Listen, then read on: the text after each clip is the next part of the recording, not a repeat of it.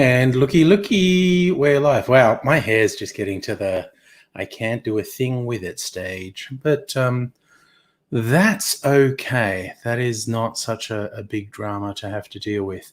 Well done, Abigail, on first. And hello, Shieldsy. Yes, I did also see the news that the Trump administration seems to be finally doing the appropriate steps for a transition to the Biden administration to happen.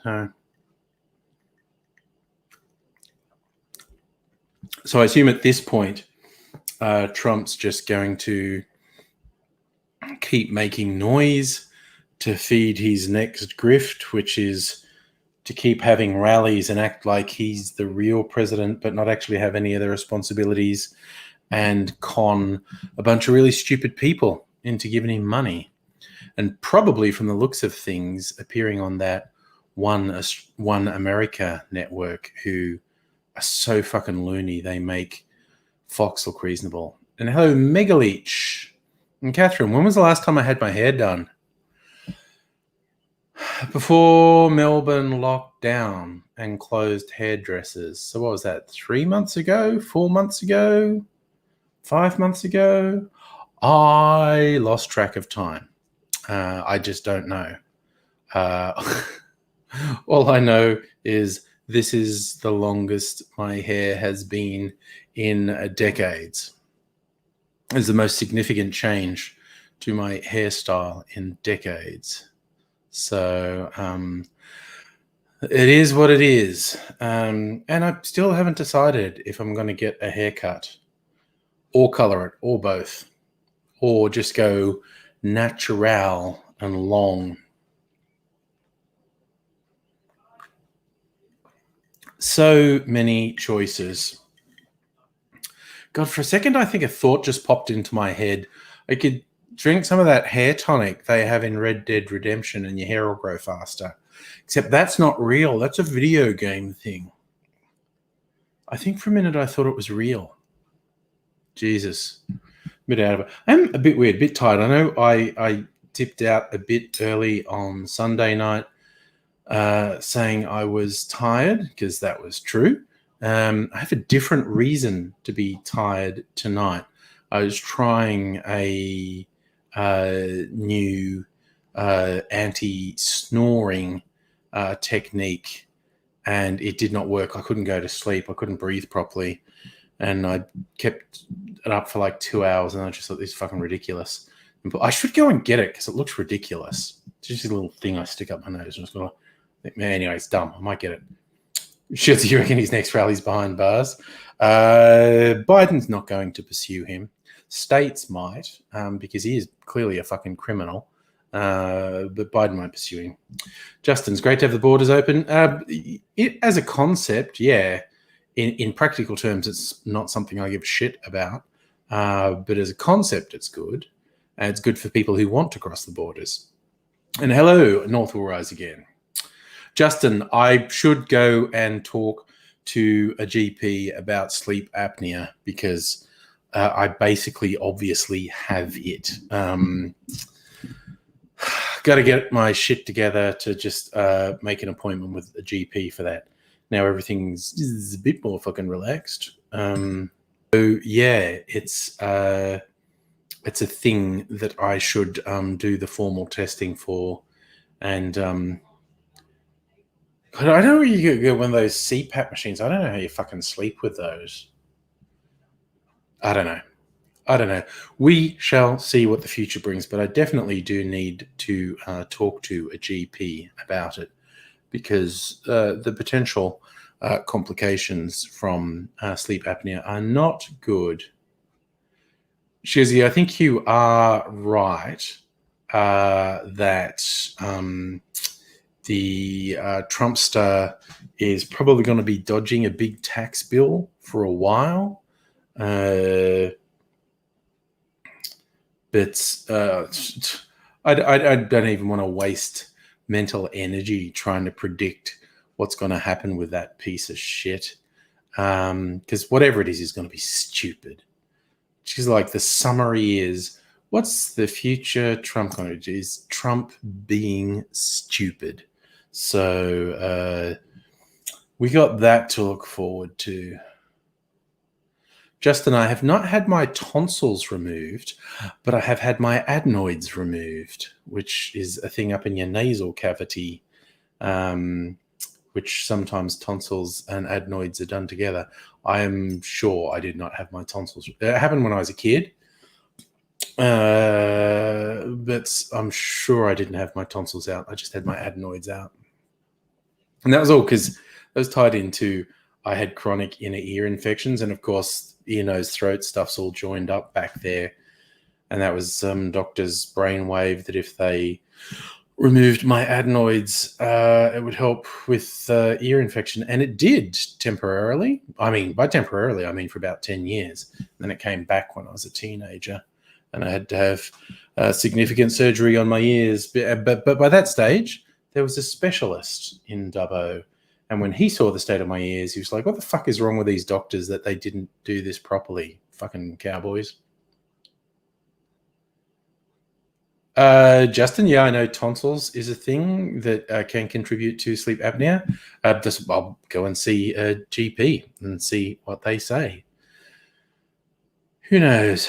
Be a bit weird getting your tonsils out in your 50s, but weirder things have happened. And now there are no more COVID people in hospital. I can go to hospital without worrying about picking up COVID. Now's the time to get it done. Get her done. But we shall see what the future holds for Angry and his snoring. I relax too much because when I've had a few drinkies, my snoring is much worse. So it's all to do with things relaxing too much. Yeah, maybe the solution. I mean, I've got this one thing that helps, that I jam up my nose and it opens up the nasal passages a bit, and that helps. Doesn't get rid of snoring, but it makes it less bad. This thing I tried last night was effective in as much as I couldn't fucking sleep, and you don't snore if you're not asleep. I should bring it out and like jam it up my nose. It just looks stupid. It's this little, so I've got I put it on. There's like this little box outside my nose. Somewhat Darth Vader qualities. Heidi ho, Annette. How are you this evening?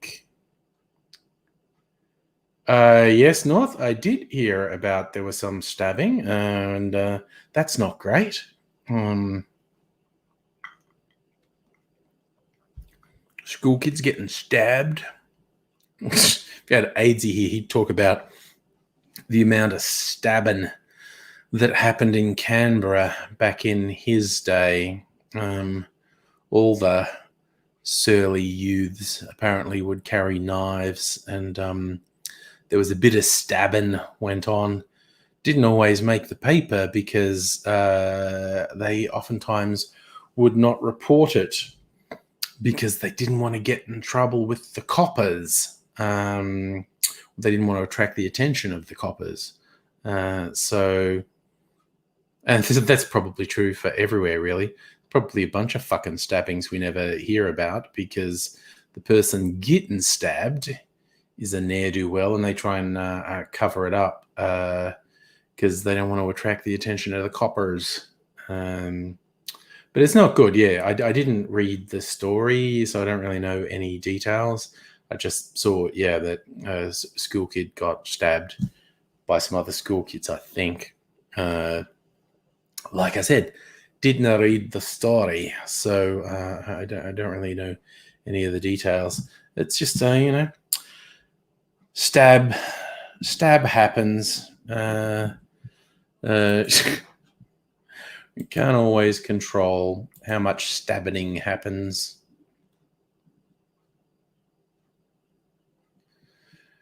Getting a few extra cases from South Australia.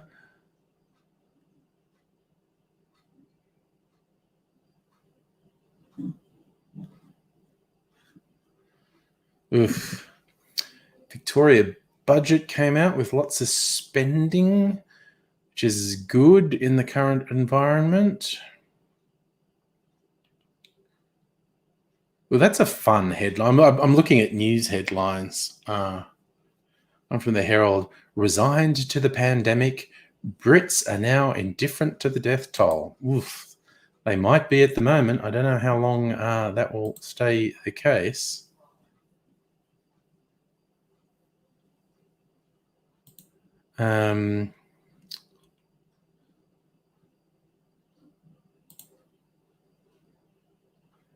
Yep.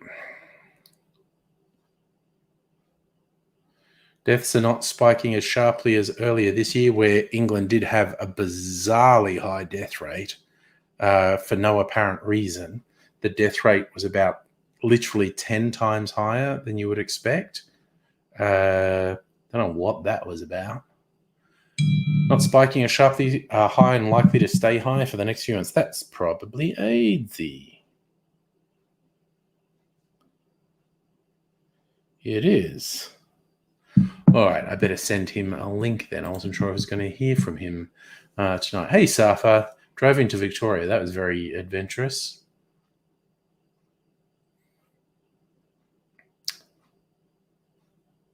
That was an interesting one. I hadn't heard. Musical Aviator, part of Sydney Harbour Bridge being closed, replacing some wooden bits with prefab concrete bits.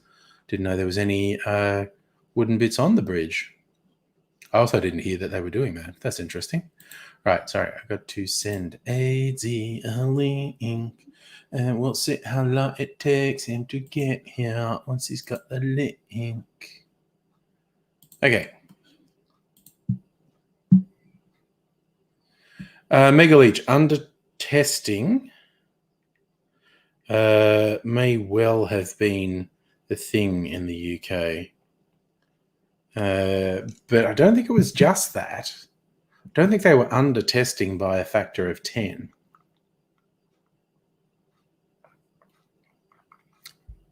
But who knows?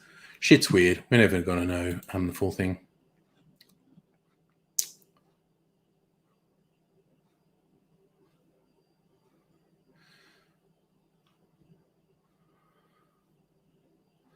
This is things about saying about the UK. Rightly or wrongly, most here no longer fear the virus. Deaths hardly rate a mention in parliamentary coverage. Brutal truth is that Britain has become indifferent to 440 average deaths each day. The thing is not going to spike. We'll see. We'll see. Oh, dear.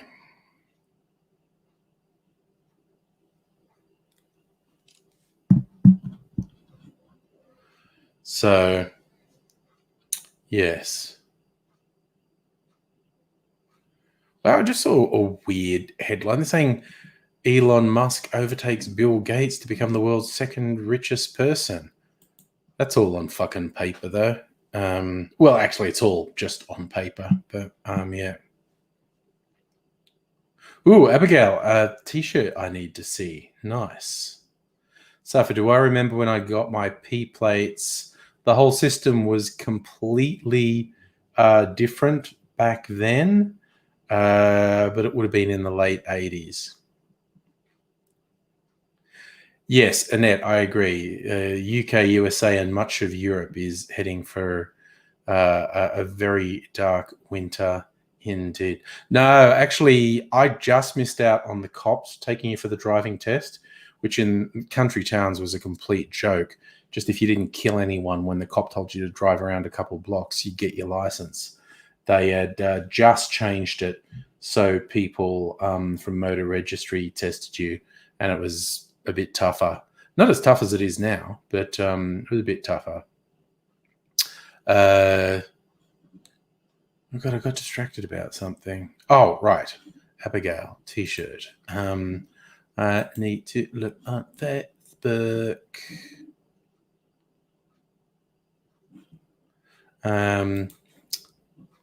I get distracted so easily.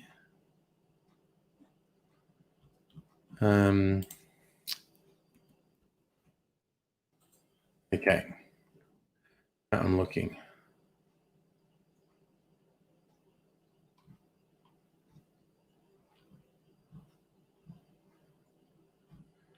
Abigail, was it the Star Trek Star Wars meme? Not sure what I meant to be seeing when you said there was a t-shirt on there.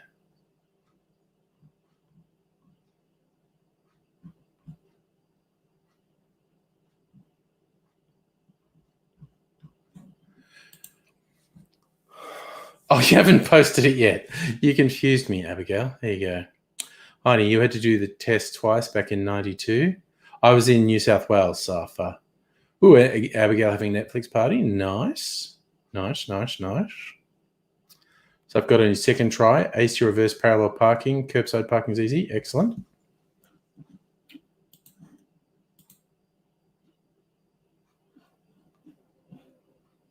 What am I doing? Oh, right. Four Seasons. Oh, you got one of those. How cool. Four Seasons Total Landscaping. The Home Garden Center where the Trump idiots had their fucking press conference because someone didn't book the Four Seasons hotel. Ridiculous, really.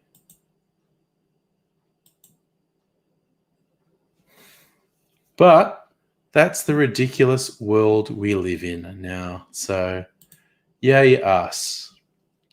The thing I always joke about. Oh yes, it's Gritty driving the Zamboni. Well, actually, for landscaping, I think maybe it's a ride-on mower. But yes, Gritty, hero of the people. I love how, as we like Philadelphia, that ridiculous mascot for their hockey team. Instead of it being a thing, it was an invented monster, Gritty, and memers ended up declaring basically Gritty as the hero of the leftist revolution, which I think is hilarious. I love the Gritty memes died off a bit until Philadelphia was so important to the election, and that ridiculous Four Seasons things happened, and Gritty came screaming back into the left-wing consciousness.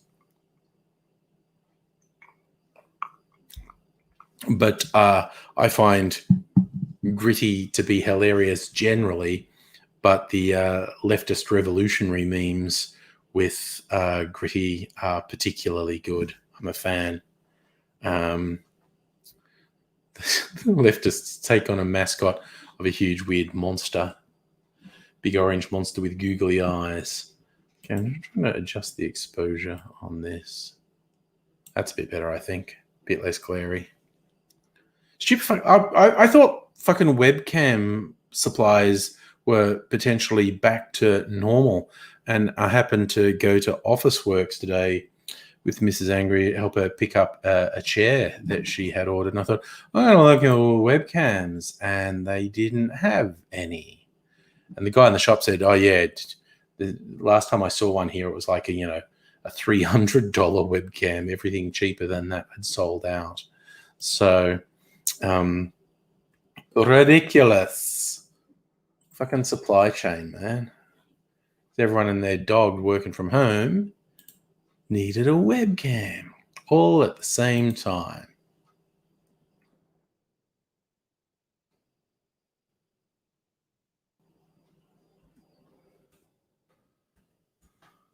Okay. Just while I was thinking of it, looking at Jesus, the ones at Harvey Norman start at 150. Sorry, JB start at 150 and go up to near enough $300. I don't think I want a $300 webcam. I really don't.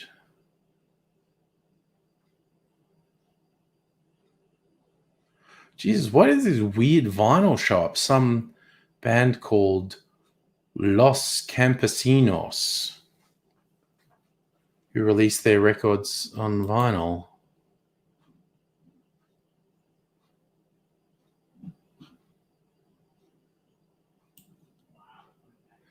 of an album called with weird cartoon art called "Hold On Now, Youngster." See if I can find a big picture of it because I want to share it because it's weird.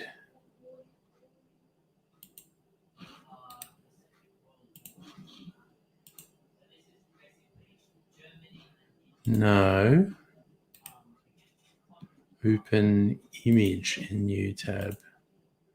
Okay. So for no real reason, I'm just going to share this weird image because it just showed up when I was looking for something else. It's not just me, right? That's a weird album cover. I mean, I'm a fan of weird album covers.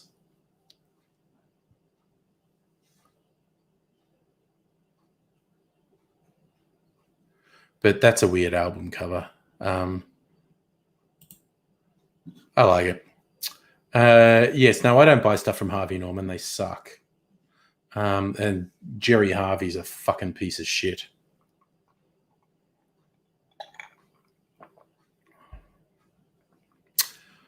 Safa, there was not an attempted coup by commies in Australia in the 1930s.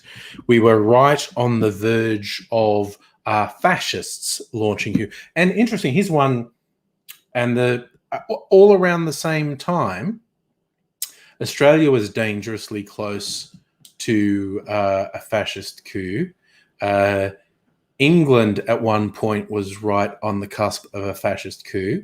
And I found out also in the US, a bunch of industrialist scum fucks had their dream of launching a fascist coup, all in the early to mid 20th century. Just because they're all pieces of shit, I guess.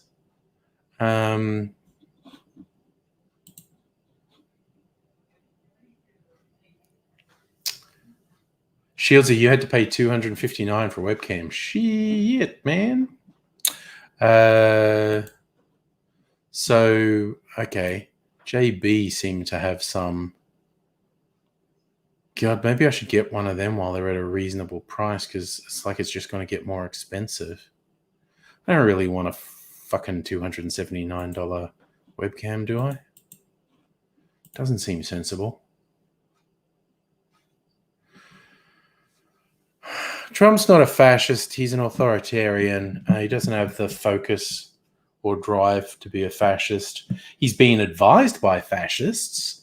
He's allowed people to put in policy that's indiscernible from fascist policy. But Trump himself is not a fascist. He's an opportunist, populist, and has really strong authoritarian tendencies, has his whole life. Like when he took out that full page ad to say the Central Park 6 should be executed as I think it was 6, as a group of young black men who were convicted of raping a woman in Central Park. Turns out they were all completely innocent. The story told by the victim was not exactly accurate. I don't remember the exact, but I know the young lads who got imprisoned were absolutely framed, and Trump took out a full-page ad in the New York paper to say they should be executed. It's a bit of a authoritarian thing to do, to suddenly say all these people should be executed. Abigail, you're correct. He's definitely a white supremacist. He was raised in that environment. His dad was in the Klan, and Trump has practiced racist policies in his business dealings his whole life. Trump is absolutely a white supremacist. He's has definite authoritarian tendencies, but his main thing is just raging fucking narcissist.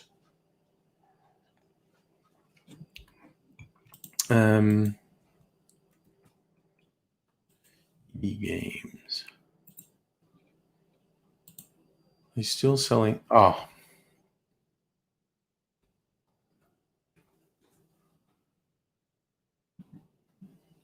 Okay, this EB is saying they have a comparatively cheaper webcam starting at a mere $90, going up to $200. God, should I wait? I should wait for Black Friday. They probably won't be on special. But yeah,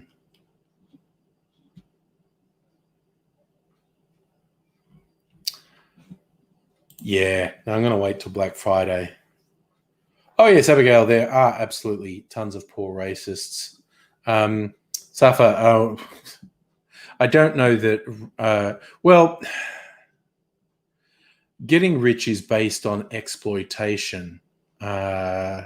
So it wouldn't be that surprising to me if a big chunk of rich people were also horrible bigots who think bigotry and exploitation is okay because you only get rich through what do you call it?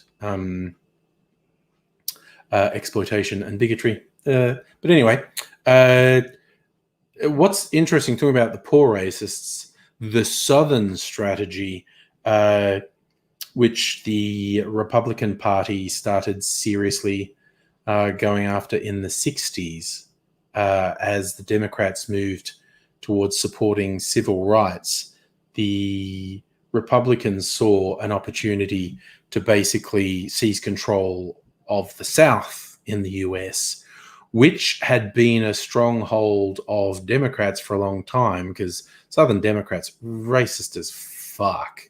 You know, they were the Klan, basically. And that kind of flipped starting in the 50s, 60s.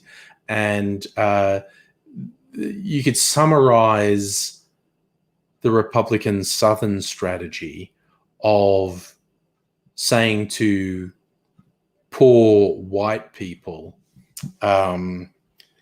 basically, it doesn't matter. The poorest white person is better than the richest black person, and because you are superior to them in every way. Oh, and by the way, if you are poor, it's those blacks' fault. So the Republicans saw the opportunity to exploit resentment, to give the poor white people a completely false target, and they fucking ate it up for the subsequent 50, 60 years. 60 years, I guess. They've probably been doing it. Fuck me, time goes by. So, yeah, that's all kinds of not good, basically. So, all right. I think I'm just going to, in terms of webcams, because this one, it's really starting to shit me.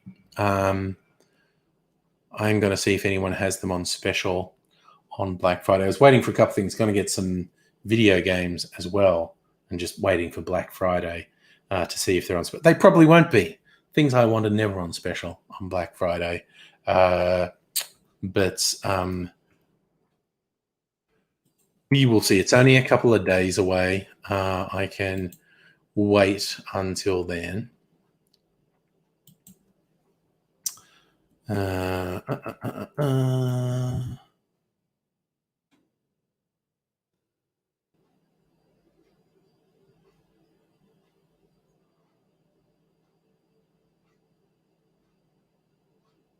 Okay, well, on the website, Officeworks, oh, they've got a bunch that aren't available.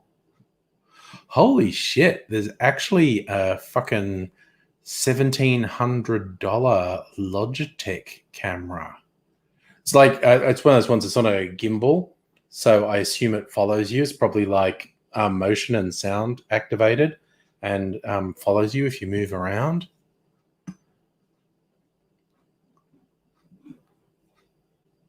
So it looks like Officeworks have them online, even if they didn't have them in the store I went to today. That's it, Niggly. Cyber Monday. That could that would be the other thing. I'll wait till Monday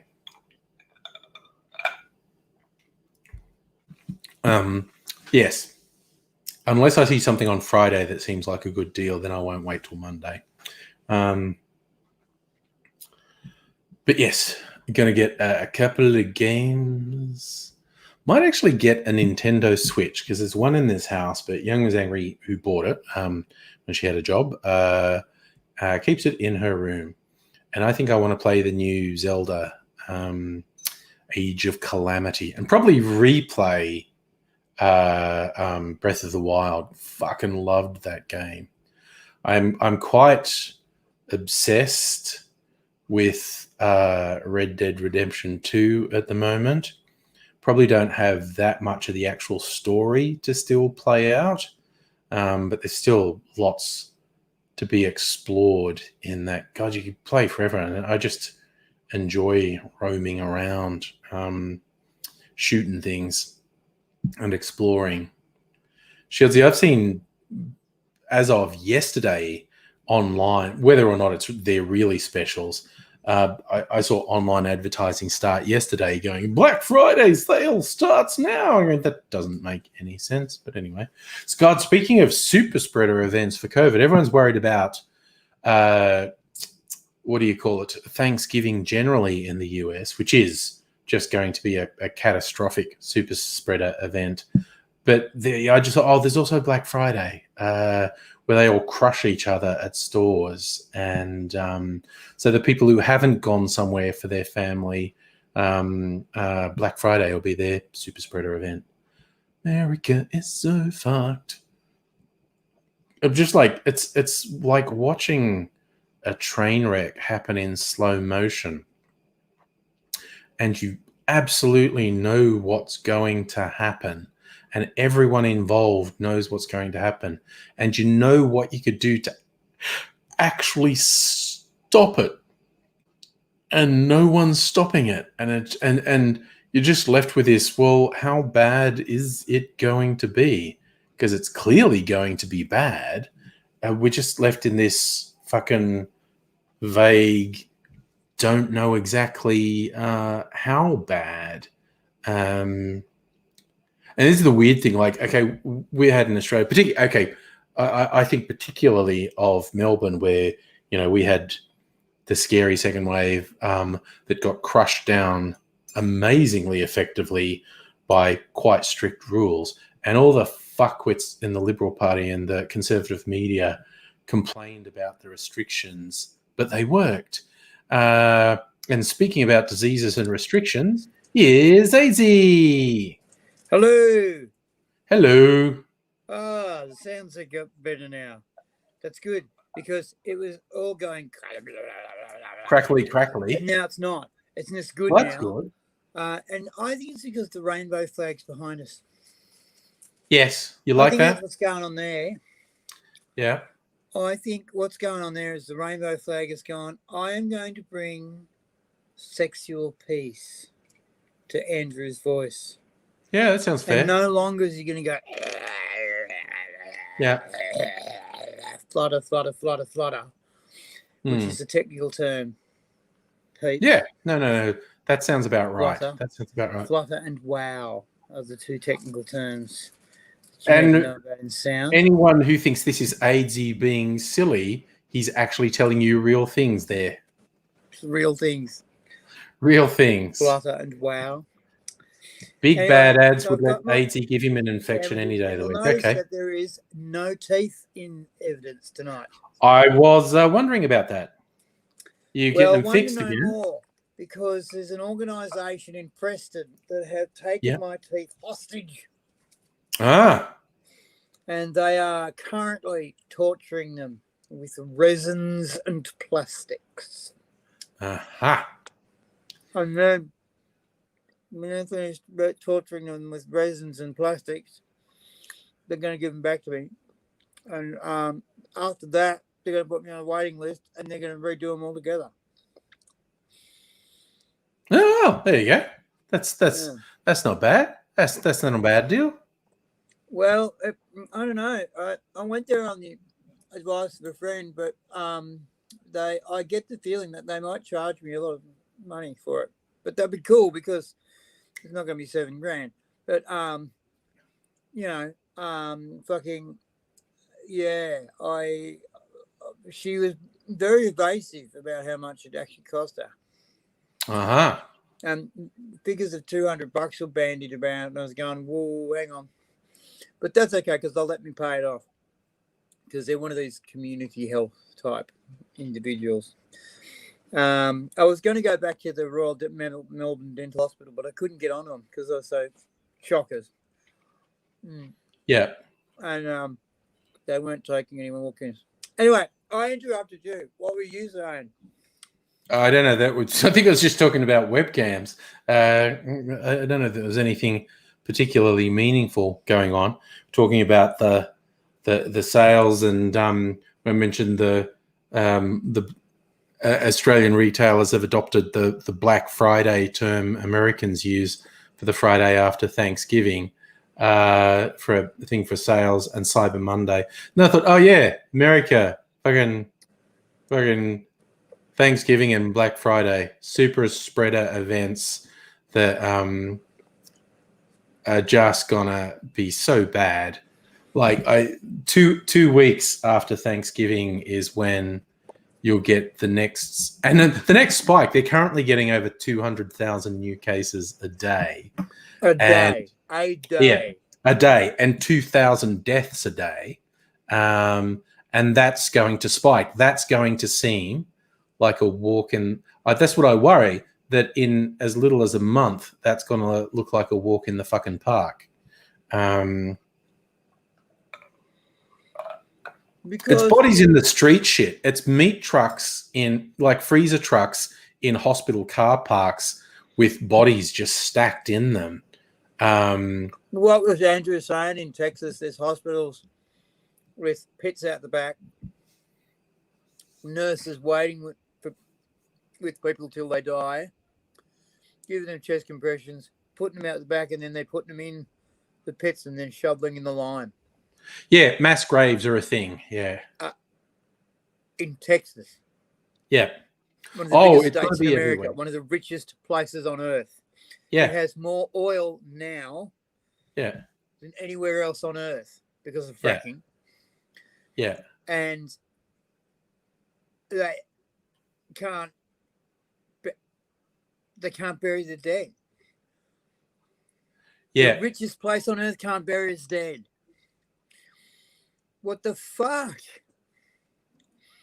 Yeah. Oh, well, it's basically when you get that many deaths, like 100 times more deaths than you'd normally have to cope with, all your coping strategies fucking fail really fast. And you're left with infrastructure's just not set up for it. Yeah, you're left with dig big fucking holes and throw the bodies in them. It happened in the 1918 flu, and it's happening again now. Well, it just reminds me of the fucking plague pits. That's what it reminds me of. It just, what are we going to see? People going around with conical masks and fucking weird fucking... Plague doctors. Yeah, you know? I always used to look at those things, and I always used to think they were weird horror tropes. But now I know, of course, what they were plague masks. And the idea was, if you were a different shaped mask, you could stop the plague getting to you. And apparently they used to put nice smelling stuff in the end of the beak to try and cover up the smell of fucking death. Because they believed that the plague was spread by the miasma, the bad air. Smell, yes, yeah. Which is why they put the Pope in the middle of a ring of fire. Like they put a bonfire around the Pope, right? For 24 hours a day for 69 days. And he burn the germ.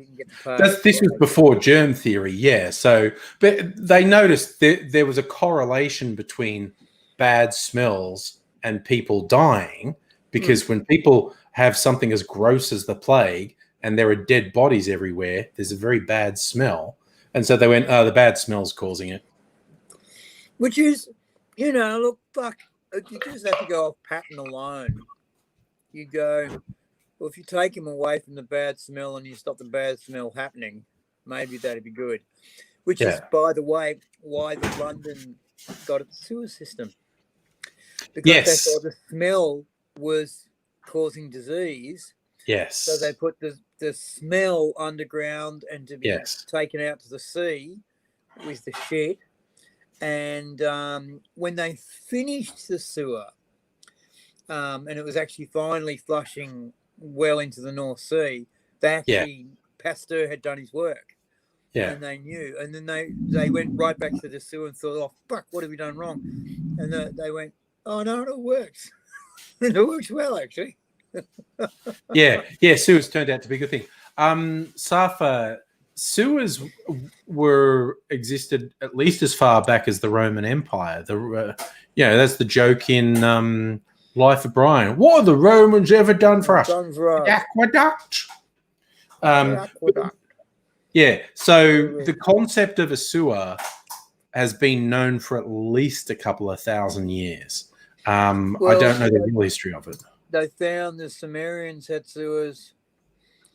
They found massive sewage and aqueduct system in Petra. Sorry. They found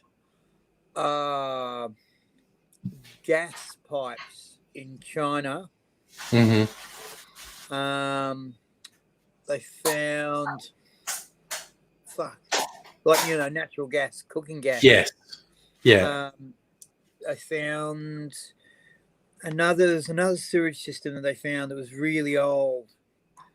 The Egyptians had a basic one, a very basic one. And it wasn't just chuck it in the Nile. It was actually into a cesspit in your house. The Nile water came in. And pushed it into a cesspit in your backyard, and that bubbled away happily and did much what a septic tank does now. And Safa's asking, did they lose all that technology in the Dark Ages? And I don't know. I'm actually not that good on the history. Yes. Yes, hi Shannon and Grasshopper as well. They lost the technology in the Dark Ages because there was a resubstantiation of the class system, and the upper classes didn't want the lower classes in their homes, and they didn't want to shit near the lower classes. And in the Roman sewage system, everyone shat in communal dunnies.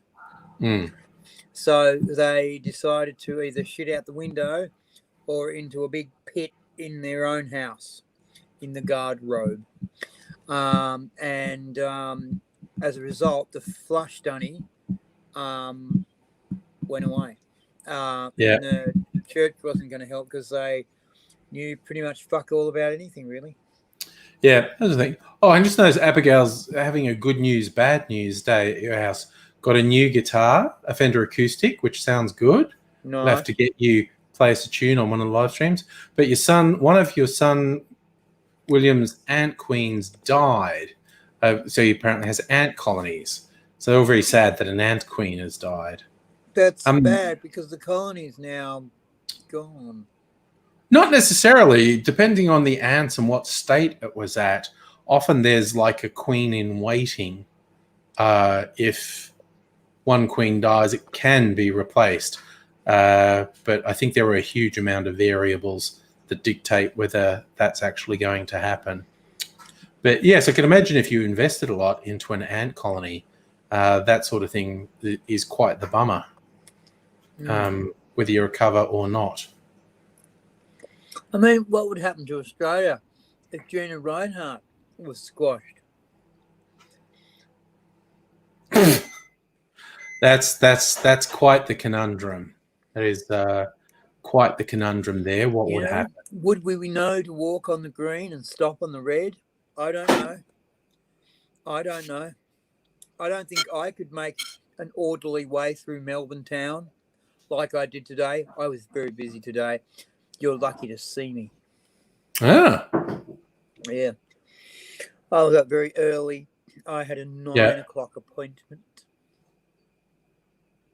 Which ooh, I very made. early. Yeah. Didn't make it to 8 o'clock tonight. No. No. I was cooking. All right. That's fair.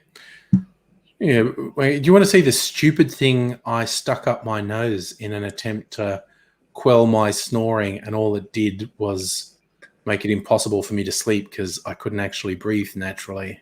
May I have a look? All right. Well, you keep the folks entertained. It'll just take me a minute to go get it. Ladies and gentlemen, I'm here to tell you that constipation is not the answer. Right? It may seem clever in an adult to, sit there and push really hard and think, no, I can make my ass just a little wider. I can push just a little harder. But when you've got something the size of your descending colon, basically waiting to make its way through your already distended rectum. Oh, God. Why did I leave you alone? Honestly. That was a tactical mistake. That was good. I was talking about no. So look, this is the thing. This is my second attempt at an anti-snoring device. The other one works a bit, not completely. So a little plastic thing I stick up my nose and it opens the nostrils a bit and makes me less likely to snore. But I saw this one advertised and thought it might work because it's the blue bit's like an air filter and it's got these plastic bits that, again, open your nasal passages up. So I jam this up your nose. And it sits there. I thought it'd fall out over the course of the night. No, hi, Stella, by the way. But then when I try and breathe through it, because this thing they say is like an air filter, which is supposed to be good, I go all Darth Vader. Yeah. I can't breathe and I feel like also I can't get enough air, so I have to breathe really deeply so I don't have a panic attack thinking I'm suffocating. Right. And I don't so much make a noise when I breathe in, but I do when I breathe out. So I say, well, I mean, okay. See, I'm thinking it's an anti-snoring device. And yeah. you're sounding like you're in bed with Darth Vader. How's that helping? Well, it's not as loud as my snoring. I have it on good authority. I always thought that snoring was your muscles. It is. Here. Something relaxes back here and sort of closes off the airway. And like, when you fart, your ass goes blah, blah, blah, blah, blah, blah, blah. Yeah. And it's going. Yeah, it's sort of back here. I've been known to snore. I'm actually just thinking, because this dumb fucking thing doesn't work, maybe if I pulled it apart, because this other thing works by opening up my nostrils a bit. And I think that's just keeping the constant airflow, stops the thing at the back of the throat from relaxing too much and blocking the airway. Mm-hmm. So if I rip off this little rubber bit, I'll be able to breathe freely, but it'll be opening the nostrils up. That might work. It's probably fucking heat. What air do you got to filter anyway? I know, it's weird. I think that is a gimmick. Oh, no, it just came off. So I think I jam this up my fucking nose. See, that doesn't interfere with my breathing at all. I can't hear a bloody thing. That might work. This Try it. This is a dumb as hell gimmick, I think. Right. Can you use this whole thing about it being an air filter that helps. This might work. This still looks quite stupid. Oh, well, I mean, you're in bed. No one's fucking looking at you except for me. And that's only through the window, so you can't see clearly anyway. No, it's not through the window. I've drilled holes in your ceiling. Similar, yeah. Haven't you heard me crawling around with the possums? Haven't you heard some of the possums go, I thought some of the possums sounded like they'd put on weight, actually. Not skittering quite as fleet-footed as I was to. Yeah. Fuck off. Oh, God. Yes. We do actually have, not as bad as in my previous house, but we do have possums in the ceiling occasionally. We're doing a spot once at Angus Studios in the last place, and the possums went off. Well, they did occasionally, yes. But and, we were doing the to the camera thing, and the possums. That was probably a video watching one, and we were going. What, excuse me, guys. We could probably find it if we looked, but there's thousands of them to look through. Sorry, while we're talking about snoring, Ahmed's saying, "Oh, I wish I could afford $2,000 for a CPAP machine. I can barely afford the amphetamines to stay awake all day."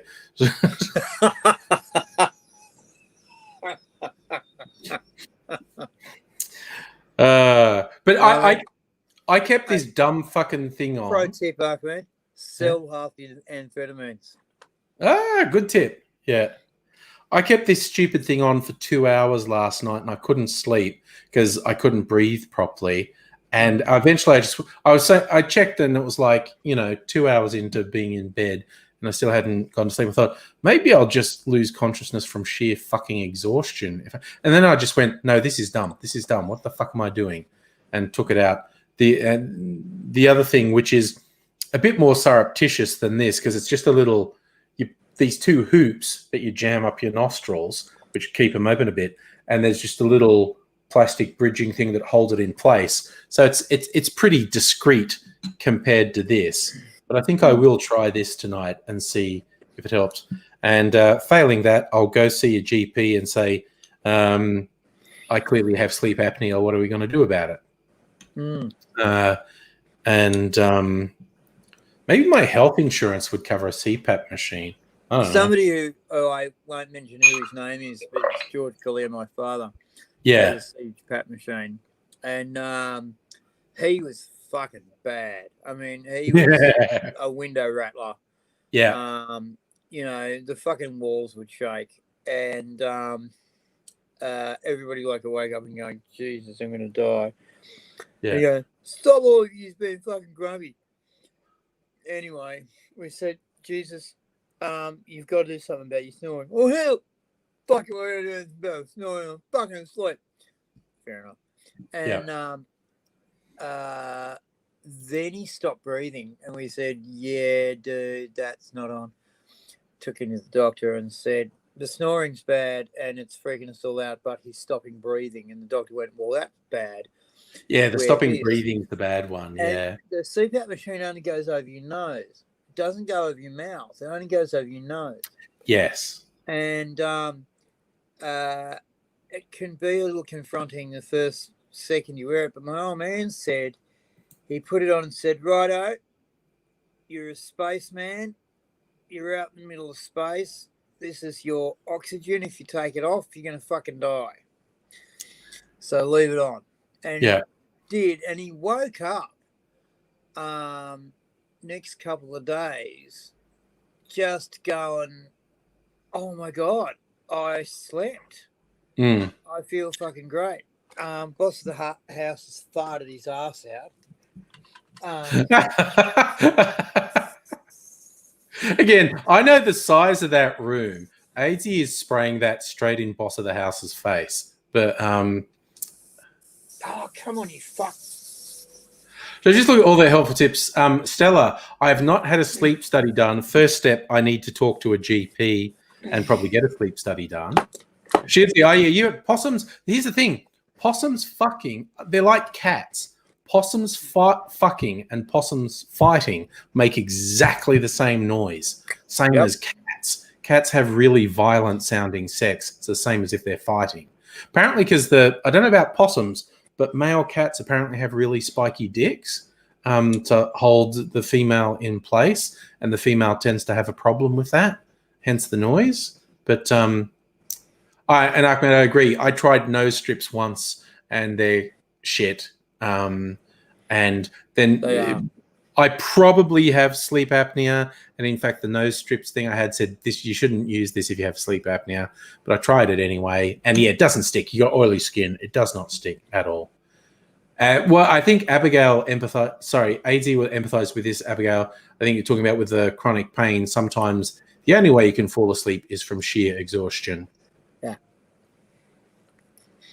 And I don't know. Has seen me a few times turn up to work, just delirious, and gone, "Hey, how's your sleep?" And gone, "I can't. I'm pushing through till I get some, maybe tonight." And then I'll come back in next day, still not slept, and useless. I'll maybe get 3 jokes out, which I'll do, and then finally I'll get some sleep, and you won't hear from me till lunchtime, and then it'll be like, why is 50s tunes going through my head? Have I done brain damage? Yeah, sometimes when you're in chronic pain, the only way to sleep is to just push through and keep pushing through and keep pushing through. What I tend to find is, Abigail, you're a scientist. Get onto the web and start reading science, popular science books about a field that is not yours, like geology or stoichemistry. Stoichemistry is great because it's really important, but it's boring as batshit. Stoichemistry is the exact measurement of reactants that have to go into reactants. Right. Well, okay, big deal. Well, if you want rocket fuel to go properly, you've got to know exactly how much of everything has got to go where and in what proportions. So that's the stoichemists, and they're like really, really important people, but they're boring because they're like accountants with pocket protectors. You know, they're like rocket scientists, but they're accountants. And they're going, "You'll need another 4 kilos of oxygen." What? "You'll need another 4 kilos of oxygen at 421 bar. That's a lot of pressure. Well, you could have 8 kilos of oxygen at 15 bar. Why the difference? Because of the difference in the expansion rate of the aluminium that is surrounding the... Oh, God, please stop talking. I'm trying to pick up a root. Yeah. So, yeah, gorgeous. Read stoichemistry textbooks. You won't be interested. That's okay. Sorry, I got distracted. I was thinking, Fletcher, hello, coming in with the fun facts. Possums will piss in your face if you frighten them. Yes. Interestingly, AZ will piss on you if you frighten him too. So that's a thing. Only if you pay me. Yeah. I actually heard once I read this absolutely bizarre interview with this guy. It's from back in the 80s. He worked on a couple of really cheesy sort of Mad Max ripoff action films in Australia in the 80s. He was a stuntman and a weapons guy. Like there's that Rutger Hauer film called Salute of the Jugger. Salute the Jugger. Yeah. And hello, Kirsten. And this guy apparently grew up in Scotland, and his dad was a psychopath who said you had to be tough, which include throwing him out into the snow in the middle of winter when he was a kid, wearing only his undies and not letting him back in the house. And so he grew up with this really rough sort of upbringing. And you want me to make you another drink. Bloody hell. It's like I'm the fucking slave barman. Yeah, okay. Megalich, yes, I've told this story before. Besides making weapons and playing with them and whatnot and seeing if he could scare, because he lived in King's Cross, seeing if he could scare people in the park at night with it. And not citizens. Like he'd go through the park knowing someone would try and mug him, and then he'd flash out. Like he invented nunchucks that instead of sticks, it was knives on the end of the chain. And he'd fling them around with these blades flashing through the air, and that scared people. But yeah, he actually learned, like, no one can beat like 6 guys. If 6 guys come at you, regardless what they tell you in the movies, no one can beat them. But I say you don't have time for 4. Yeah, he had a theory, and he's like body control. He's going like, I have complete control of my bowels. I can shit myself on command. And he went through, and it was like at least 4 or 5 guys come up. We're going to get you. And he goes, okay, nothing is going to work. And he just like reached into his jeans and shit into his hand, and then pulled it out and made sure they saw he just pulled a handful of shit out of his pants and threw it at them. And he said the first couple actually got it in the face. Oh. And the others kind of had something splattered on them. And he said, like, the ones who had in the face went, and then they fall over and they're like vomiting. And the others are all just went, he's crazy, run away. Run away. Yes, Fletcher's pointing out King's Cross got tame in the last 10, 20 years. Way back in the day when I was in Sydney, late 80s, early 90s, I had a friend worked in a bottle shop in King's Cross, which is, of course, an insane fucking job to have in the 80s, 90s. Excuse me, can I have a bottle of Jack Daniels? I just got to fucking punch this bitch over the fucking head. It was that type of shit. So she doesn't take her fucking my corner again. Yeah. And one night he pointed out to me there was this well-dressed Mediterranean-looking gentleman going from shop to shop down the street, and he went, that guy. And this is the guy that one of the Underbelly series was based on. And he went, that guy, he owns the street, right? And he told me his name. I said, he owns the street. He knows everyone on here, and he can make anything he wants happen. He said, oh, and they actually let me in on the plan. They've got real estate valuers, like, because there were always lots of flats around King's Cross. And he said they got the real estate valuers on their crew, and they've got a spreadsheet, and it's basically when the tipping point comes, when they will make more from upmarket real estate than from all their drug and sin and vice, they'll shut basically all the nasty shit down and turn into fucking property developers. And lo and behold, that's what happened. Because King's Cross is right next to the city, and it's waterfront. But if you go down to Potts Point, it's fucking waterfront. Yeah. And Potts Point is literally a walk down the same road. Yeah, you just go around the corner. And they he said they basically have a spreadsheet, and when the value of the real estate outweighs the and it's not like the same year, because it's like, well, the real estate has to be more than we'll make from drugs for the next 10 years. It's not just, like if we're going to make $1 million in drugs can't be replaced with $1 million apartment, because you can only sell the apartment once and you can keep selling the drugs. So it's basically like when the real estate was worth more than 10 years worth of the vice trade, they just switched straight into being property developers. Yeah. And yes, Fletcher, the property landlords in King's Cross are fucking mafia. There's no two ways about it. They absolutely are. Property developers in Australia. Do you know what? If you are the owner of a house, you have to prove, therefore by getting a mortgage, that you can buy the house. If you are the tradesman building a house, you have to prove to the builder that you have enough money to buy materials to build the Yeah. house. If you are the property developer / builder, you have to prove nothing to no one. You can literally walk in and go, I want to build a house.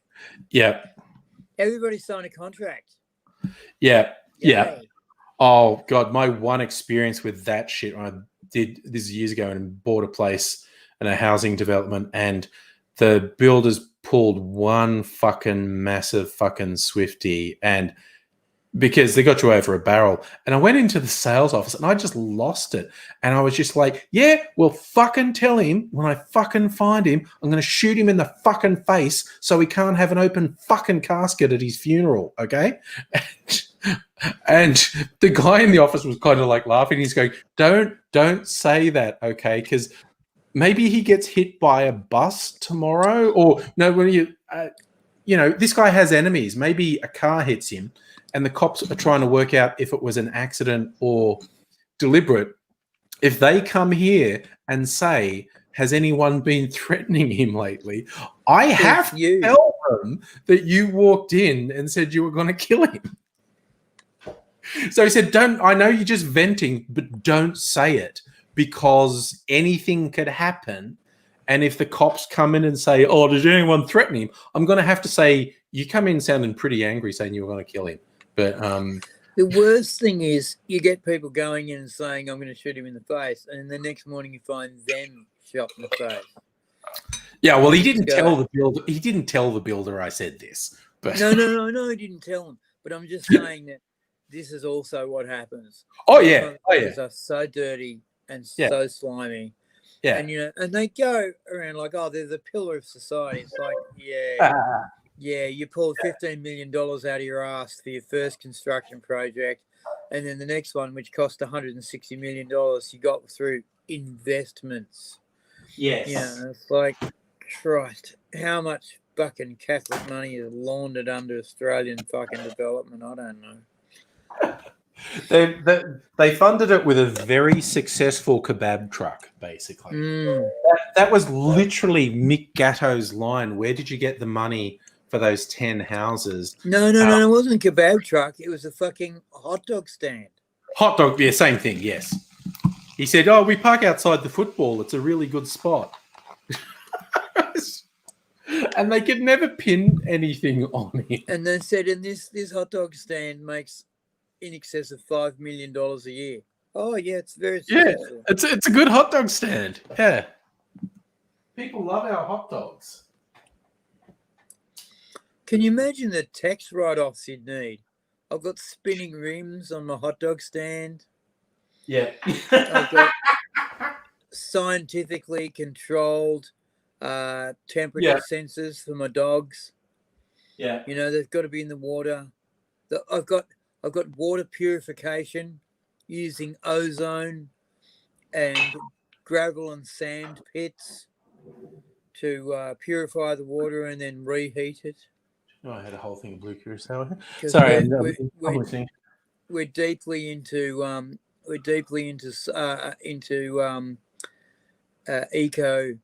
eco-friendly hot doggery. The hot dog stand is mostly solar, except when I attach it to the nuclear power plant that I've got next to it. All right, I'm just checking my supply. Why haven't we cracked cold fusion yet? Well, maybe because it's not real. I don't know. It should be real, though. Well, I feel like everything theoretically says it's fucking real. Yeah, but that's where things fall down between theory and practice. But, okay. Righto. Okay. Your nuclear bomb. Let's just say your nuclear bomb.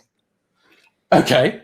Was a pie-in-the-sky idea when Luce Meitner worked out that you could have fat atoms. Sure. Split. Right? Yeah. Pie-in-the-sky idea. Not 10 years later, we got crispy Japanese going around. Yes. Right? If you want to, badly enough, and are prepared to put the cash in, remember the Manhattan Project fucking sucked up 20% of the United States' electricity, United States and Canada's electricity. Yeah. While it was going on. If you want it bad enough, you can have it. Now, fusion would do all sorts of very cool things for us. Yeah. All sorts of very cool things for us. Yes. So, where is the urgency? Yeah. Well, that's a big question because obviously the people who make a lot of money from energy would continue to make a lot of money if they were doing fusion. So this is my point. The only way a fucking world-saving fuel can be introduced to the world is to use the fuel companies because they already have the distribution.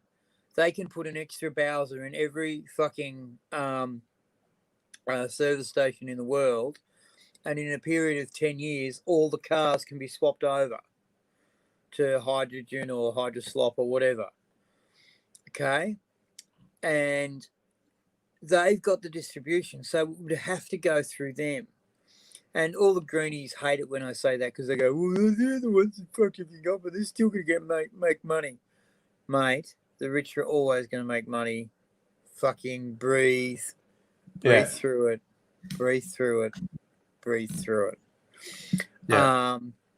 So fucking why are we not fucking getting Greta Thunberg to fucking study fucking QED?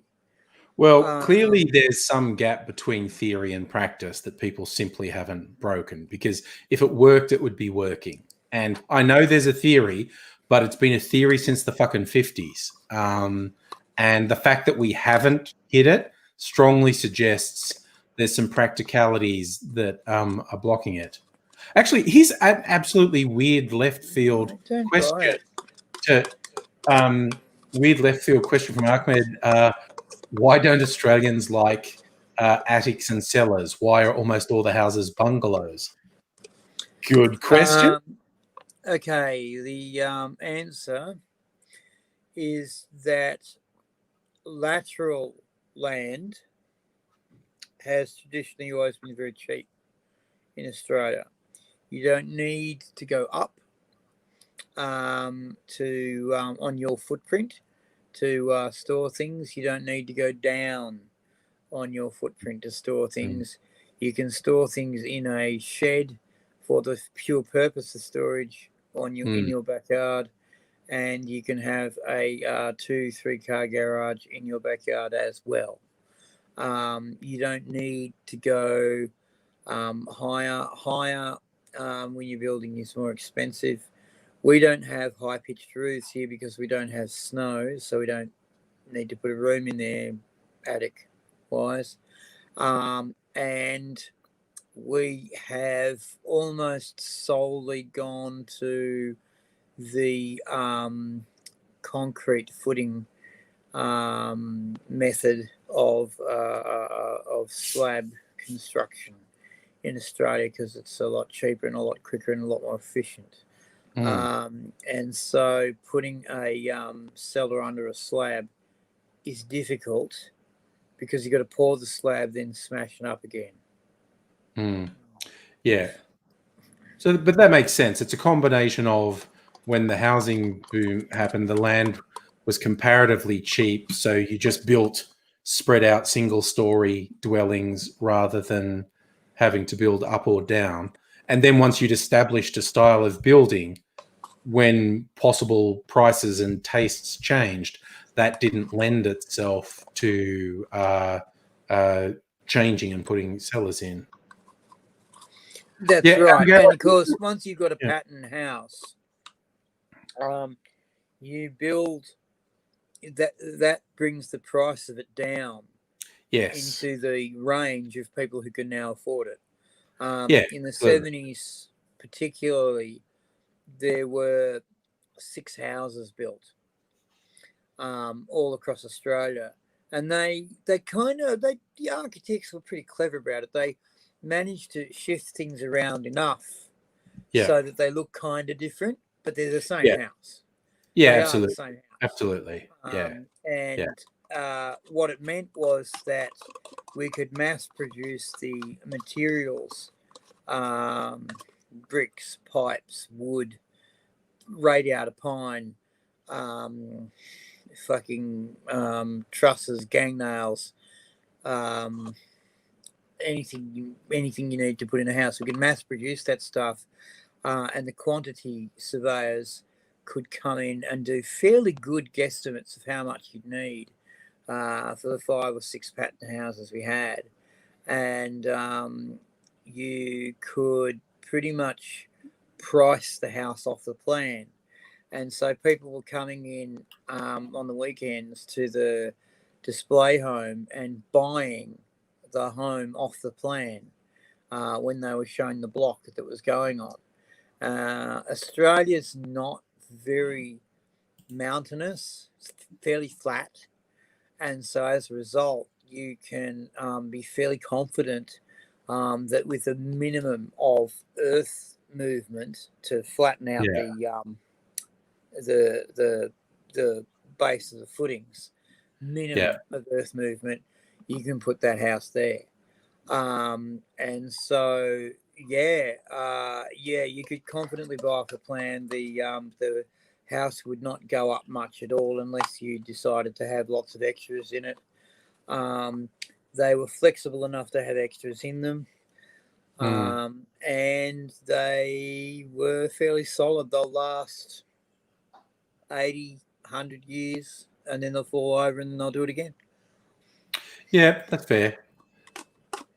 I mean, but it basically put a generation of Australians in a house. And, and people complain about the brick veneerials in Melbourne, and they are pretty bad, actually. But you go to the west of Sydney and you go to Canberra and you go to the north of Melbourne, and it's actually, okay, then in the aughties we got into the Mac Mansion phase because there's a lot of money going around. Yes. Yeah. And the Mac Mansion was a bit of a mistake for Australia because they are awfully inefficient. They are expensive to build. They are expensive to buy. Yeah. And they're very expensive to maintain. Yeah. They're hard to clean. I was training a bloke once, and he was saying he was there selling raffle tickets for the big house draw and showing people through the Mac Mansion that was built. And he had to get up. He started work at 9, but he had to get in there at 8:15 to turn the air conditioning on full. Because if he didn't, by 11 o'clock in the summertime, the place was so hot that you couldn't be inside. And he said he said he went outside and had a look at the electricity meter, and it was just whizzing around. Yes. Flying around. Yeah. He said the costs of these things must be incredible. He had an ice-making fridge in there, and he would cheat by getting buckets of ice and putting them in the fake pot plants that are in every room. And that would also help suck some of the heat and some of the humidity out of the and these things are humid too. They're humid as fuck. The materials they're made out of tend to just sort of bleed whatever water's in the air. straight Yeah. back into the house. So, you know, things have gotten a bit different. The Mac Mansion's now still being made, but they're being made with solar in mind and inverters pre-built so that you can sell power back to the government. Yeah. They're being made so that they've got windmills on them now. That's starting to be a thing. Electricity windmills, and no one's complaining about the electricity windmills going up. And they're little things. They're only size the big dinner plate, and they sit on the corner and they look like a weather vane. And I have seen those in a few houses. Yeah. Yeah, and sometimes they even put north, south, east, west on them to sort of disguise it as a weather vane, but it's an electricity generator, and they're very good, those bloody wind generators. And they're incorporating the solar panels into the rooftops now, so that they're not just a big add-on. They're actually always supposed to be there. Some of them now hang over the side of the eaves as sun shading, and they can be rolled up. You can have solar panels now which are on plastic and flexible. Very nice. I have to look into that because there were rumors that Andrews was going to put a solar subsidy into the budget. I'm going to have to look into that. Another solar.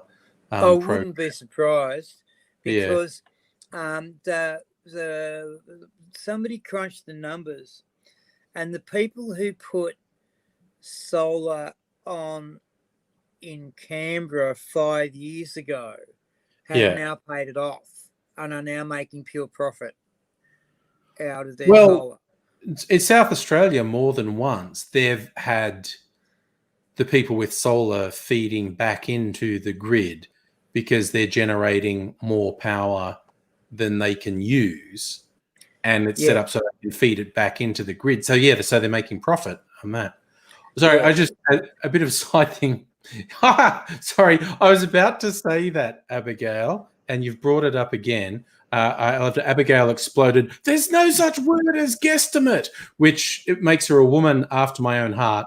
But I'm afraid that's a lost semantic battle. You will find, I'm willing to bet, you would find guesstimate in every dictionary in the world. Ask me how I feel when someone says decimate to mean almost wiped out instead of meaning 1 in 10. It grates on me. I know it's a lost battle because the colloquial meaning has been accepted to mean almost wiped out, but it just grates on me because the deci is in there. Do you know the two things that blow my mind? Tell me. Very unique. Oh my God! Yes. Okay. Jesus. Fucking shits me to tears. And the reason is because. Yeah, that one's just lazy, definitely. But very unique. People say that all the fucking time, and it's very unique. You know, we've got a very unique situation here. It's like it's either unique or it's fucking not, Turdberg. Yeah. Anyway, and you know, something is because it's the reason. The reason is that blah blah blah blah blah blah blah. Because blah blah blah blah blah blah blah. It's not the reason is because. He's saying the reason is the reason is. Yeah. There's a bunch of that lazy shit going. But even most of the dictionaries have started including under the definition of literally that colloquially it means figuratively. And it's like, oh, fucking. And you know the other thing that shits me? Is kilometers an hour. That kills me every time. Every time. It's kilometers. Why does that? per hour. Yeah, I know that's the right word. Right. Right. Okay. Which hour? Kilometers an hour. Which hour was it? Was it 10 o'clock? Was it 12 o'clock? Yeah. Was it 11:35? Was it that hour? Which particular hour were they driving 100 kilometers? Yes. Yeah. An hour. And Megaleech is bringing up ironic, but that was killed by what's a face back in the 90s with the song Alanis Ironic Morissette. that did not include a single actual example of irony. Do you think she did that deliberately because it was a bit heavy-handed? Maybe the big joke, the ironic thing was that there wasn't a single example of irony in the lyrics. Because Just bad luck. There's I a whole bunch of bad always luck. get the impression that she either did it herself, going, fuck is all, or her writers said, Alanis is so stupid, she'll miss this. I don't think it'd be that. I think it's just the popular misconception of what ironic means. But because all the scenarios laid out in the song "Ironic" are just bad luck. They're not ironic. They're bad luck. Or unfortunate. They're unfortunate occurrences. They're not By ironic. the way, rain on your wedding day is good luck. Just saying.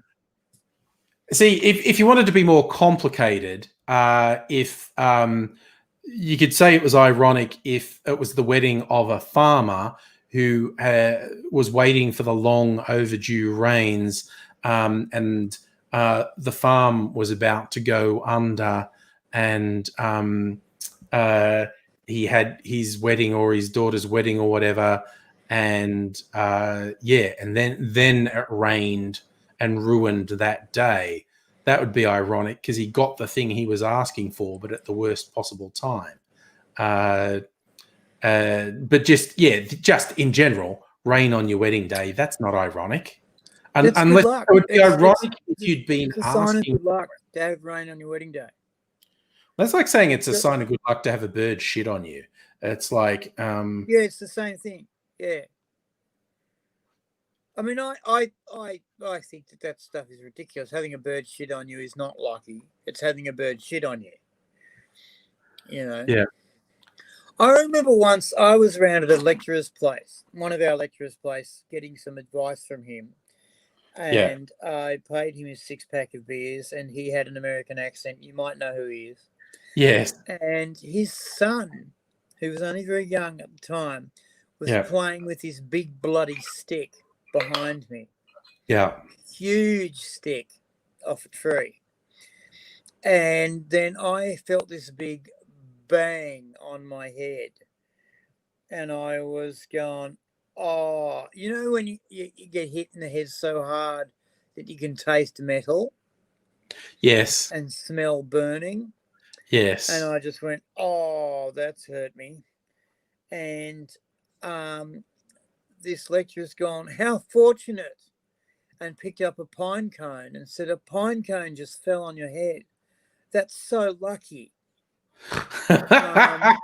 And I've gone, all right, that was very smoothly done. But I really think what happened is your fucking son hit me in the fucking head with that stick. And you know from my character that I would have got up and given him some instant fucking retribution. Yeah. So he's picked off the ground a pine cone, and we were sitting under a pine tree, and so they were around. So he just naturally he said, lucky you, a pine cone. Lucky you got hit by a pine cone. And I've gone, well, I've never heard that in fucking folklore before. Yeah. I've heard the bird shit thing before. Yeah, so I actually just noticed Abigail saying if she sees guesstimate in scientific literature, I would lose my shit if I saw it in scientific literature. A dumb word. I wouldn't. I fucking met scientists. They're not all cracked up to be. Yeah, I mean, but they're just being lazy if they do that. And Stella's pet hate, people saying mute point when they mean moot point. There's so many people don't know. No, they don't. And that's one that they just don't know they're saying wrong. How many times have you heard people talk and they've read the word, but they've never heard it spoken? And that's mispronounce it. okay because that means they were reading. But mute point is not something you'd get from reading. That's just from not knowing what you're saying. Yes, that's true. Mm. I agree completely, but it's so hard then to just take them aside and say, look, it's not what you said. It's actually pronounced blah. Yeah. And then a lot of them will go, oh, right, yeah, cool, thanks. And a lot of them will dig their fucking heels and go, no. Yeah, that's a bit dumb. No, it really is Thragu put. Yeah. You reminded me way back high school in Dubbo in the deep dark past with no internet and not many other things. Some girls at a high school were doing French by correspondence. There were no French teachers at the school. And so they just had written stuff. They didn't even have recordings to learn from. They just had the written stuff. And they got very good at the written form of French. And in fact, like there was, they did the correspondence test and they were getting like 100% on the written tests. And then I forget where it was, but then they had to do a spoken one. Like they went to this special thing and they were just saying, bonjour, monsieur, because no one had ever taught them pronunciation. In the written test, they got 100%, but verbal, it was just a nightmare. And so they could basically go to France and write a conversation, but in fact, you know what would probably be good is if you took them to France with a chaperone. See what I did there? Snuck in a French word. Yeah. With a chaperone and got them to shut up for 5 fucking minutes and took them around the town for a week and got them to listen to people speaking a bit slower than normal and then get them to start aping. And then my old man reckons the best way to do it when you're overseas is to go to a movie theatre, watch movies or watch TV. And listen to them speak on TV and then just start to get the idea of different accents in different places. And a Provence accent is different from a Parisian accent, is different from an Alsace accent, is different from a Bavarian accent. Mind you, fuck, you know, the borders, they're so permeable. I shouldn't say that. So many people get upset. True about accents. It just says the argument saying he's had an Aussie landlord who opened every sentence with "I reckon" and ended every sentence on the thing that Australians are notorious for doing, ending a sentence on an up, so it sounds like you're asking a question with an up inflection. That does other English speakers' heads in. Yes, the Australian tends to finish on the up, and they just search you. Was that a question? That didn't sound like a question, but it sounded like you're asking me a question. And fucking the other thing that blows English speakers that are not Australia is a diphthong. Let me explain diphthong. Oh, God, Jesus, fuck. Boss of the house, Christ almighty. Oh, yeah, Agman, you also picked out Australians don't pronounce the letter R. Like Boston.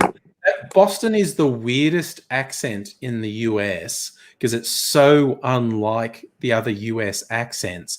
Because one thing Americans do is pronounce the letter R long and hard. Dirty.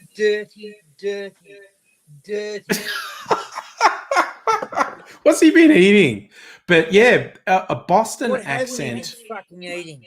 Clearly, fucking Jewish children that have been eating sausages. Yeah. He's been fucking getting into satanic ritual, obviously. Yeah. That's vanilla. That's nicer. Yeah.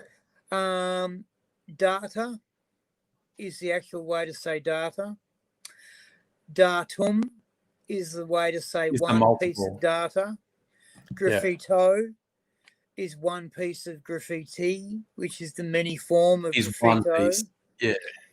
And you talk to English speakers, and they go data, and they fucking say all this shit. It's their own fucking language and they can't speak. It's embarrassing. And then they fucking have a Well, go at there's you. regional dialect. There's They regional. fucking have a go at you for being la-di-da about fucking English. And it's like, it's your language, prick. You know, you fucking forced us to fucking speak it while we were making your roads through fucking sandstone.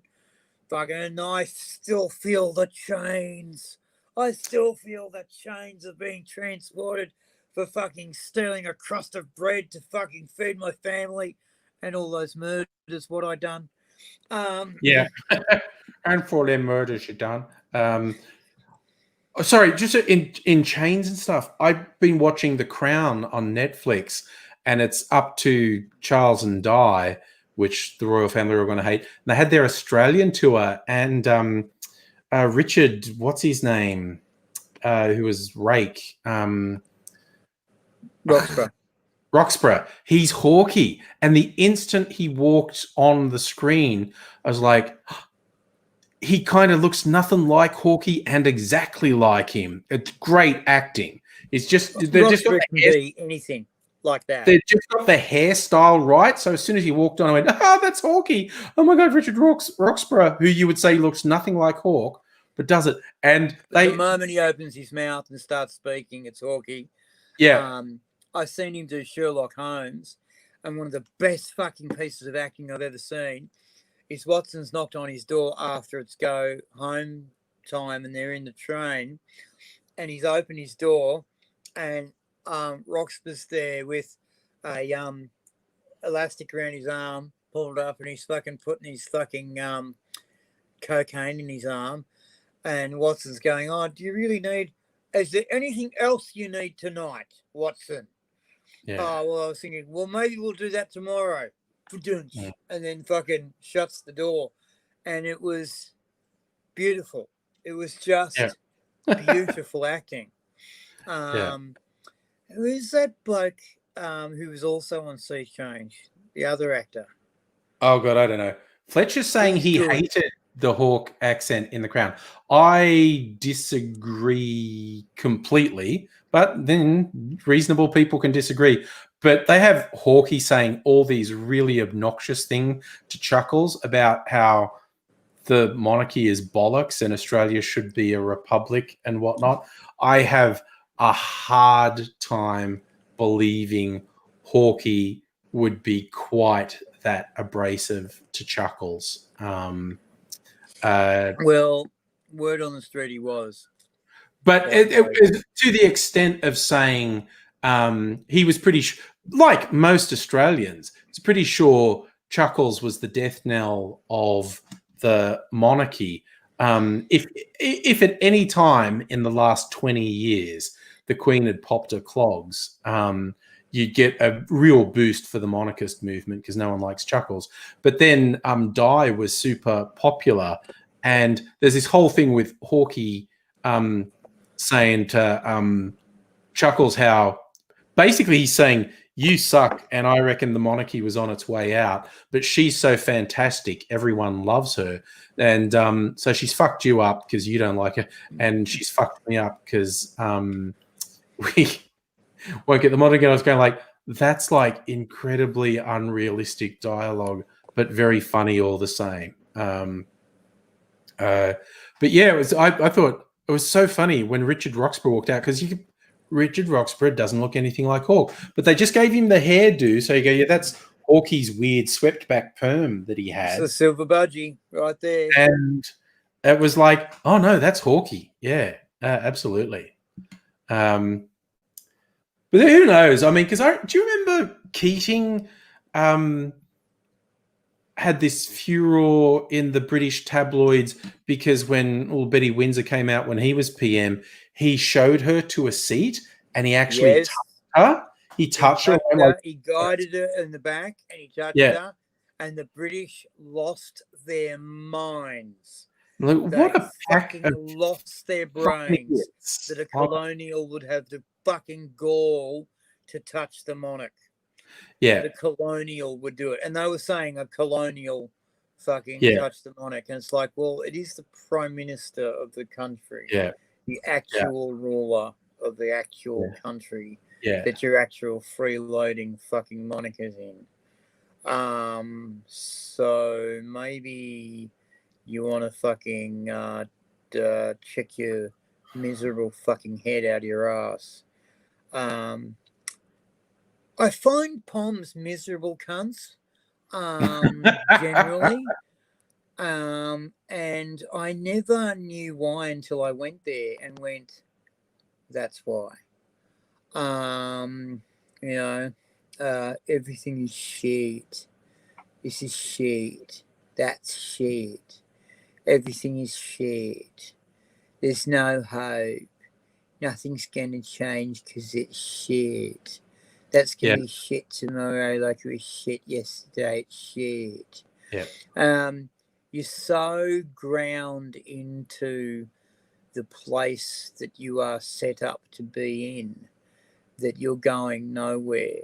And these idiot fucking stock traders who were Thatcher's boys who fucking bought their council flat and then sold it and got on the property ladder and, weren't they with a success story, were basically just the machine that made fucking Britain money. And they thought they were getting dignity when in fact they were basically just being the tools they were always set up to be, but just in a different form. They were just in a they were out of the mine, but it was a new mine. They just didn't know it. They didn't get it. They were still treated like the miners that they were, like the Cockney shit that they always were. But they I've got all this money and I'm rich and I'm brilliant. And it's like, no, you're not. You're in a particular area set aside. It's an estate set aside for the nouveau riche, and you're not going to the nicer areas. If you can afford the nicer areas, you've got fucking family money, which you don't have, buddy. Yeah. And if you can be a multi-billionaire in years, then guess what? You get to join the club because that's how you join the club. But you didn't. You're really rich. So you're just a multimillionaire.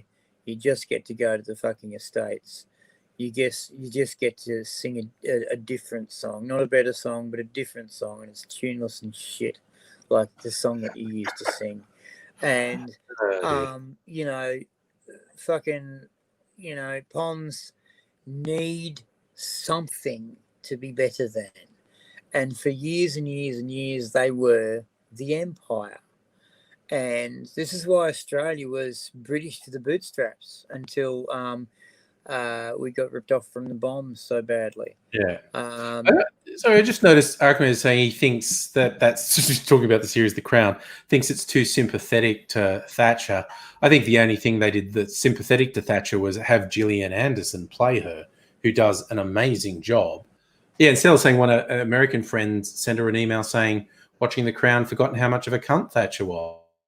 I don't think it's flattering to Thatcher at all. But again, it's our own perception. It's your own filter that you see things through. How could you forget? Oh, she's been out of the news for 30 years. You forget. If you didn't changed my life from a different country. Yeah. Sorry. Now I'm just seeing Otto in The Simpsons accidentally going in to see the wrong film. He wants to see some popcorn film, and he goes to see like some gritty Ken Loach working class British film, and he's so bummed out. But then it cuts back to him at one point with these depressed English voices talking, and he's got tears in his screen saying, "You've got blood on your hands, Mrs. Thatcher." It's just the stoner getting totally sucked into the whole thing and hating Margaret Thatcher. Jelly and ice cream. Yeah. Anyway, I don't get Netflix. No, I do get Netflix. I haven't watched it. I've been busy. But I do have my Medicare card back. Well, that's a plus. I do have my healthcare card back. And I've got them on my phone, and now I can go, yes, you can see my healthcare card, Zap. Did you want to see Bleep. the other side? Flip. There you go. Did you want to see my Medicare card? Hang on a second. There it is. I've gone digital. In fact, I'm thinking when I get my IDs all back, I'm going to take around my passport and just take around my phone and maybe a money clip to stick in my sock because I think this whole not having cash on you is a good idea, especially me because I'm getting older and I can't hit as hard. And when I hit people, my hands break. Brittle bones.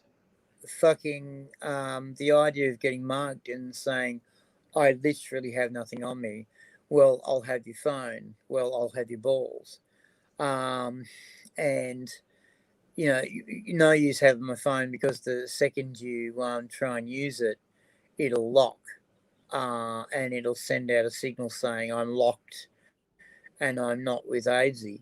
And the police will come and arrest you. So there's no point doing that.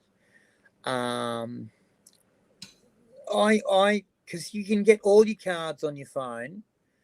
You can pay with your phone. You can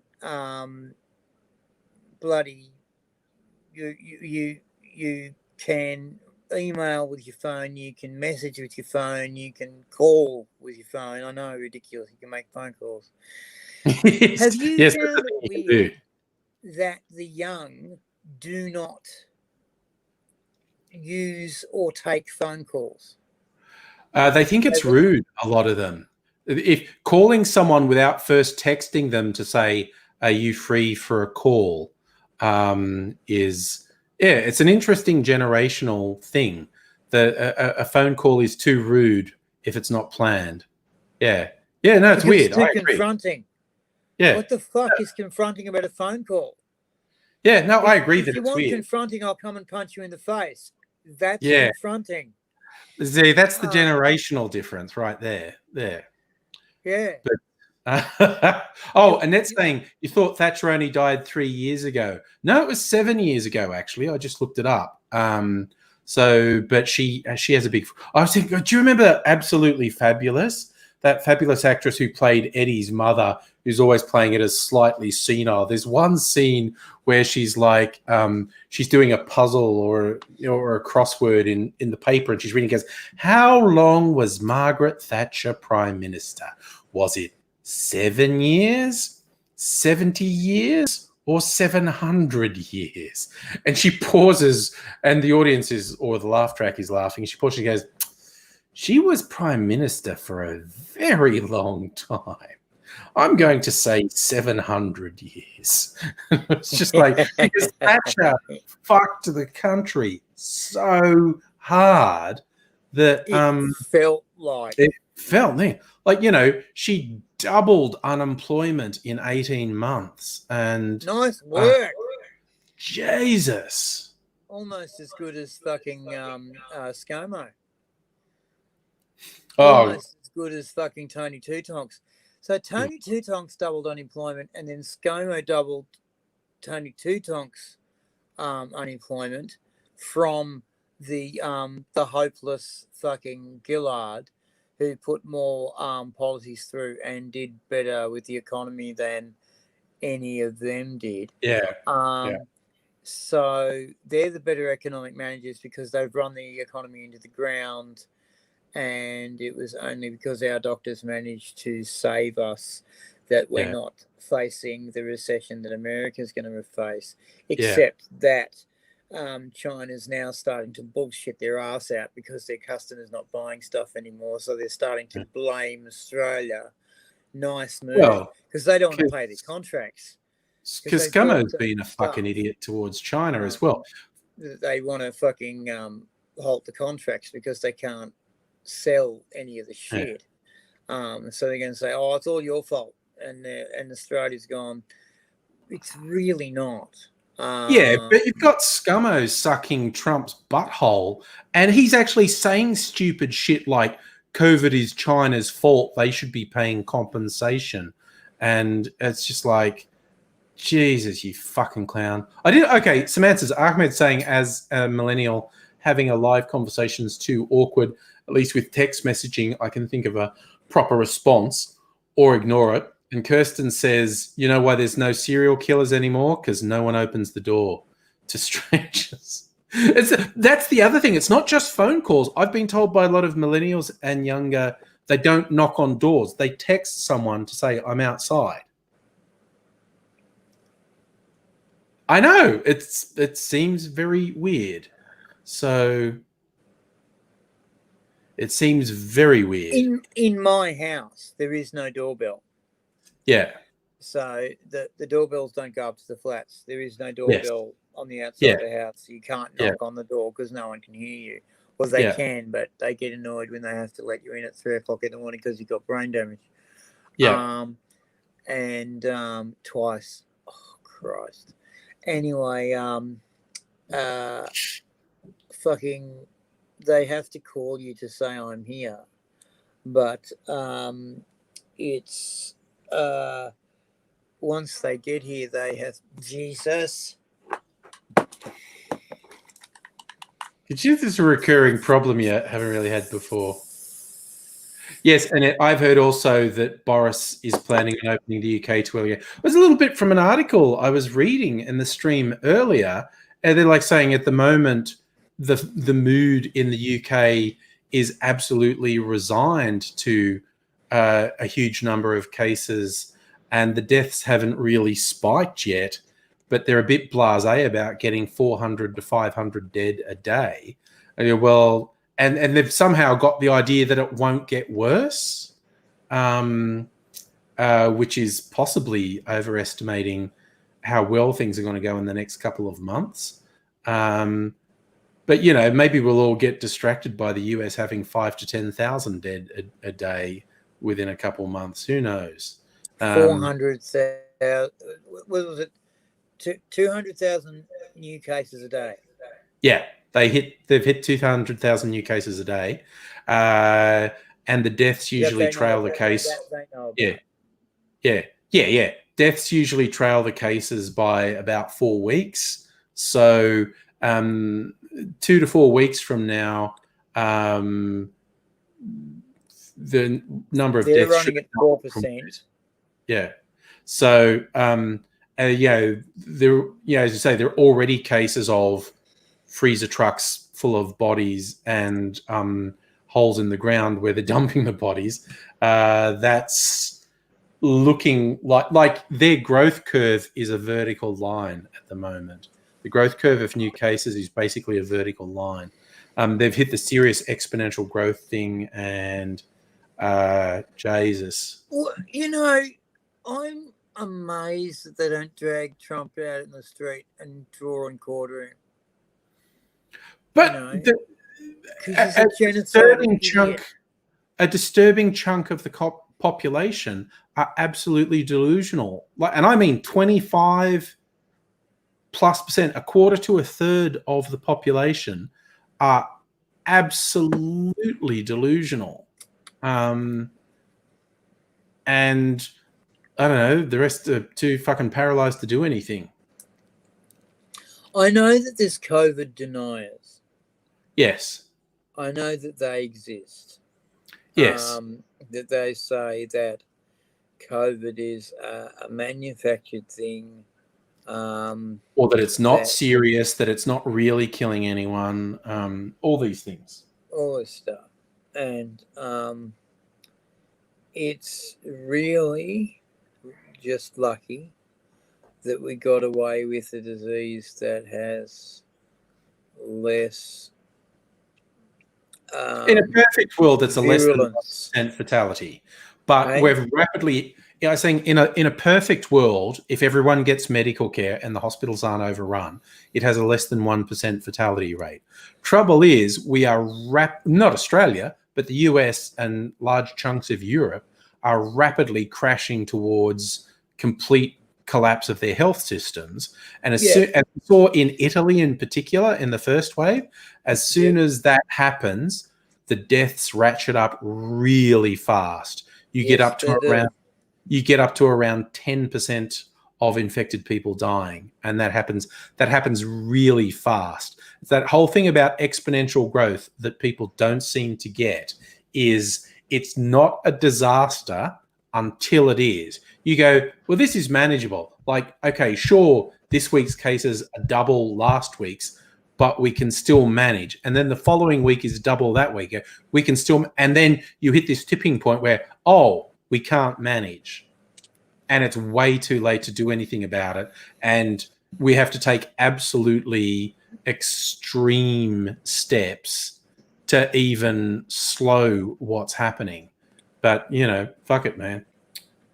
We got to wait and see what happens in the next couple of months, because it's all it just bothers me because a lot of my income is concomitant on the US and the UK doing all right. Fucking okay. The primary products that go out to China, that they turn into things to sell to the UK and the US, are part of my income. And it's only really part of my income because of the tax that gets paid into the federal coffers. The other part of my income is doing dodgy shit for you and for others when I write. And my computer is learning to write very well. Thank you very much. Good. I'm getting better at it. I was going to write today, except I got a lot of doctoring today. That's okay. It's also bedtime. So just sorry, before you was like you're going to start something new, and I want to. I was going to finish off by basically saying that I hope that America and Britain pulls its head out of its ass very swiftly, so that I don't have to go broke. It's a bold hope, and who knows? After having done the right thing, for a beleaguered premier who did the right thing and got fucking hassled for it by Uncle Rupert, who's a cunt. Yes, and that's a true thing. We're still talking about the knocking and ringing and whatnot. I do like Stella's little turn of phrase. Had to tell her dad to call in advance before coming over because he has his own key, and she didn't want him walking in on her being speared by a Tinder date. So that's you give someone the keys to the house. That's a risk.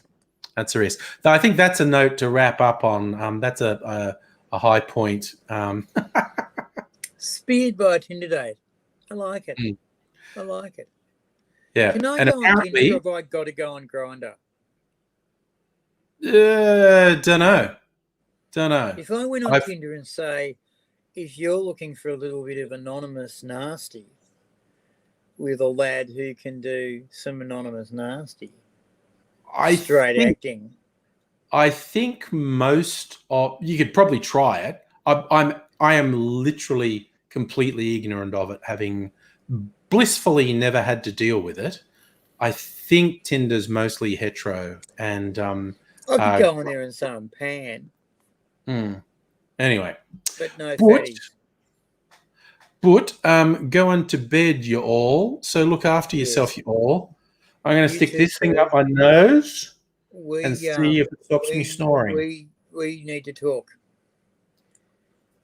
Okay, so I'm going to say good night to all you lovely people. Sleep well, snore not. All things being equal, be back tomorrow night. But you'll look after yourselves in the meantime.